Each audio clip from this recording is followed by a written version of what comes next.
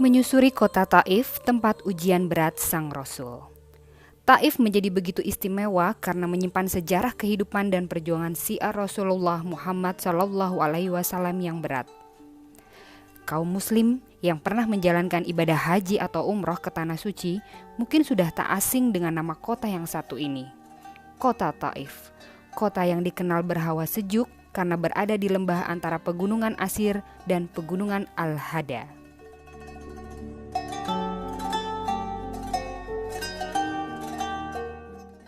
Ketika berkunjung ke Taif, tidak lepas dari kisah Ibnu Abbas radhiyallahu anhu.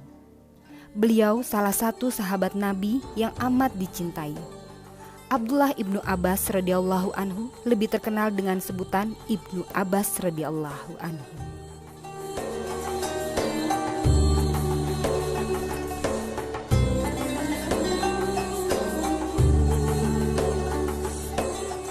Ibnu Abbas radhiyallahu anhu pernah berwasiat agar kelak kalau meninggal dimakamkan di Taif bersama para syuhada.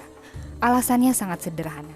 Beliau merasa tidak pantas di Mekah sebab Mekah adalah tanah suci, sementara dirinya merasa banyak dosanya. Sungguh mulia Abdullah bin Abbas radhiyallahu anhu.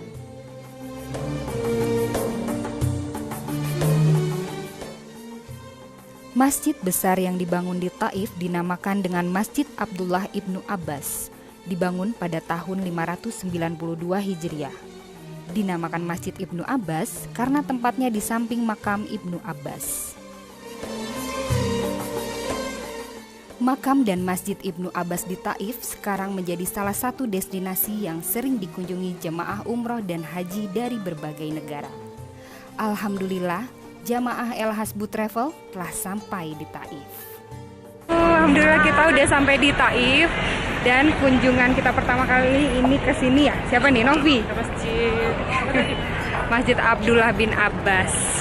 Jadi Abdullah bin Abbas ini adalah sepupunya Rasulullah yang menetap di Taif. Dan tadi kita ke masjidnya itu, di tengahnya ada kuburannya, ada makamnya. Di antara tempat sholat wanita ya, tempat sholat wanita dan tempat sholat laki-laki. Habis ini kita mau kemana lagi ya? Karena di sini ternyata banyak banget sejarah Islamnya, jadi tetap ikutin terus petualangan saya dan Novi.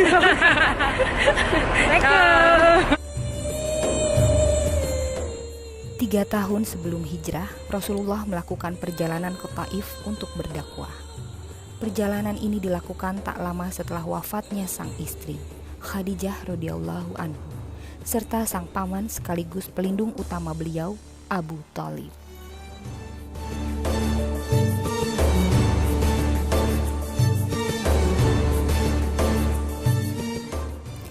Di kota ini Rasulullah tinggal selama 10 hari. Namun, perlakuan yang diberikan penduduk Taif ternyata sangat kasar. Saat itu kaum Saqif melempari Rasulullah SAW sehingga kakinya terluka. Tindakan brutal penduduk Taif ini membuat Zaid bin Harisah membela dan melindunginya. Tapi, kepalanya juga terluka akibat terkena lemparan batu. Akhirnya Rasulullah berlindung di kebun milik Utbah bin Rabi'ah.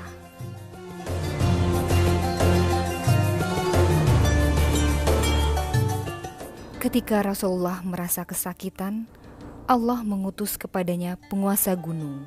Dia meminta izin kepada Nabi untuk menghimpit 2 gunung yang mengitari Taif.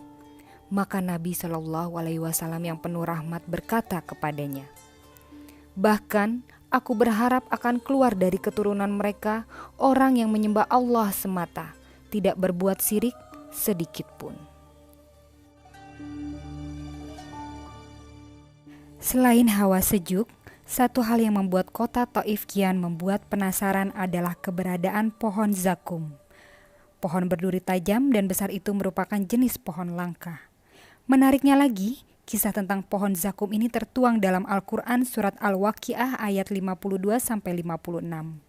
Dalam ayat ini tersebut diterangkan bahwa para penghuni neraka kelak akan diberikan makanan yang luar biasa pahitnya dari pohon zakum.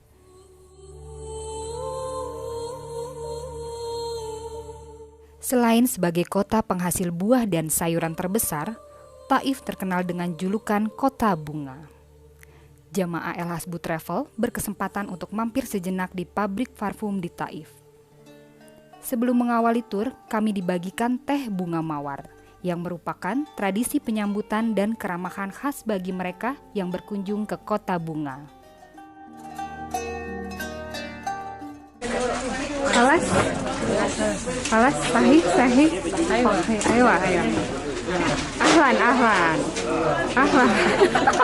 Cheers ya. Ahlan.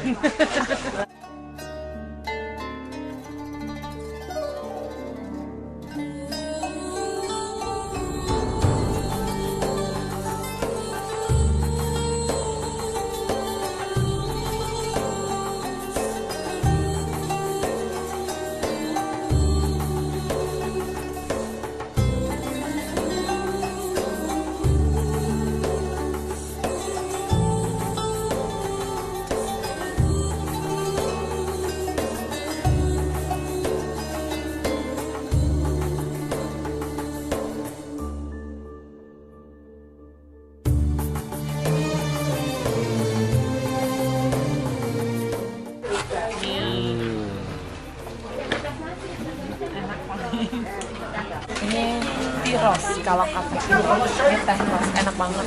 Ini Teh buatan Teh Ros. iya. Ini teh rose. Kita makan siang dulu.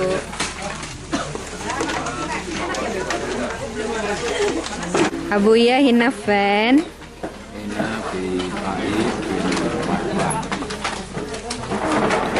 Mana takul? Rose. Gajah. Api. Mana takul? Mana takul?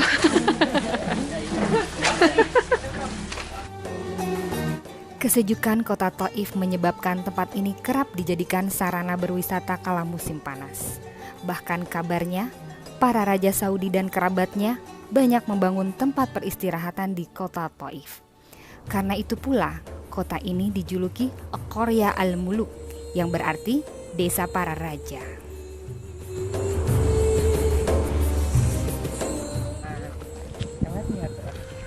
Berapa hari tinggal di Arab?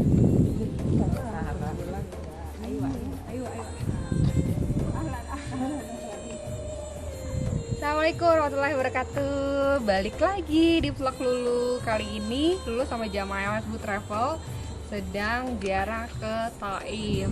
Jadi ini masih ada di salah satu bagian di kota Mekah, tapi ini semacam puncaknya bagi Saudi karena suasananya sejuk banget. Walaupun musim panas di sini tetap sejuk, apalagi musim dingin. Kabarnya bahkan bisa ada salju. Dan kali ini tadi udah ke beberapa tempat lain seperti Masjid Abdullah bin Abbas. Terus ada Masjid Qub juga di mana tempat Rasulullah sejenak beristirahat setelah dilemparkan batu-batu sama yang tinggal di Taif. Dan sekarang sudah berada di pabrik parfum yang mana tadi kita pas datang langsung dikasih teh mawar. Sebenarnya di sini ada kebun mawarnya, tapi sayangnya sudah udah panen aku rasa sih, jadi pucuk-pucuknya belum keluar lagi. So kita lihat langsung pembuatan parfumnya di sana, pabriknya. Oke. Ya, sekarang kita sudah masuk. Ini tempatnya di dalamnya adalah pembuatan parfum yang berasal dari bunga-bunga. Ternyata kayak gini ya. Ini udah khas Arab. Nah, kayaknya nih sahabat aku udah paham banget cara buatnya gimana. Coba jelasin. Kebetulan ada contekannya di sini. Jadi kayaknya kalau ngelihat ini kan sekarang lagi nggak produksi ya. Mungkin dia itu modelnya kalau lagi musim dan panen dia produksi massal untuk dijual detail lah, produksinya sekaligus banyak. Nah sementara lagi nggak musim, ya mereka tetap menjual yang stok yang produksi lama. Jadi prosesnya kayak gini, dia tanam, panen, jadi benar-benar mawarnya itu dipetik langsung asli, terus kayak diekstrak. Nah ini kayak gini nih. Nah mungkin dia kayak dimasak tuh ya, bakar di sini, ditutup. Jadi mungkin dia di sini akan keluarlah aromanya. Nah kemudian ngucur tuh di sini nih. Oh ini. Nah, sini. Dan Oh, keluar dari sini. Yang sudah berbentuk minyak, cairan ya. cairan. Yang langsung kita bisa pakai. Bisa langsung dipakai.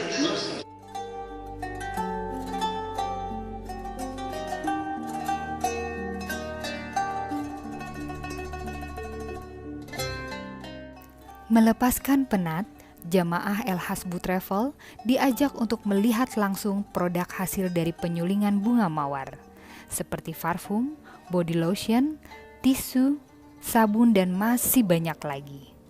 Ini menjadi favorit, khususnya untuk jamaah wanita.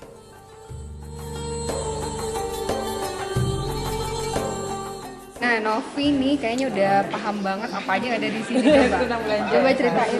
Nah, jadi ya sekarang ini hasil yang udah tadi proses sebelumnya, akhirnya nih produk-produk yang udah jadinya. Ada parfum, ada sabun, ada tisu, ada apa lagi ya? Wah, banyak deh, semuanya pakai mawar-mawar gitu. Yang penting udah fulus belinya.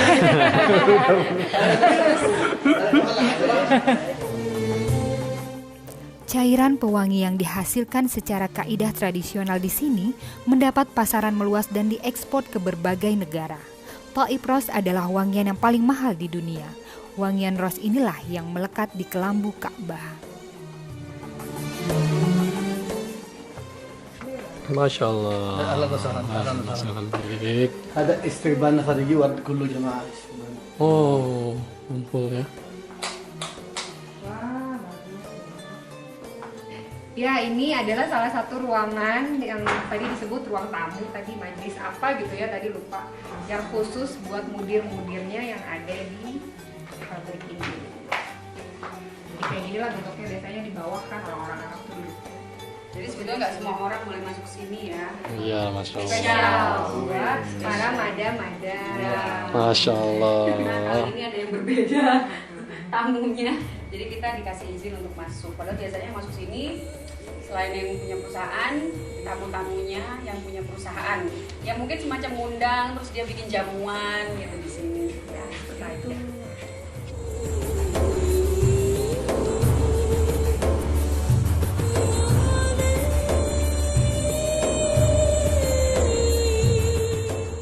Kisah dakwah Rasulullah di kota Taif ini merupakan satu dari sekian banyak perjuangan berat beliau dalam menyebarkan agama Allah.